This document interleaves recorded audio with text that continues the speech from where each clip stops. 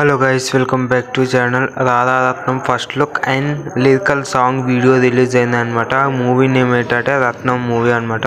టైటిల్లో అయితే రక్తపాతం ఉందని చెప్పుకోవచ్చు. ఈ యొక్క పోస్టర్లో అయితే నాకు చాలా నచ్చింది. లిరికల్ సాంగ్ కూడా చాలా బాగా నచ్చింది.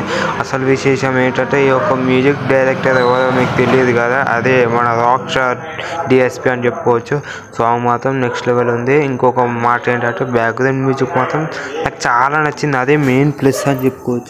ఇంతకు మించి సాంగ్ అయితే ఏడా లేదని చెప్పుకోవచ్చు. అంత బాగుంది. ఇది కూడా ఒక ఎలివేషన్ సాంగ్ లెక్క అని చెప్పుకోవచ్చు. నాకైతే చాలా నచ్చిందని చెప్పుకోవచ్చు.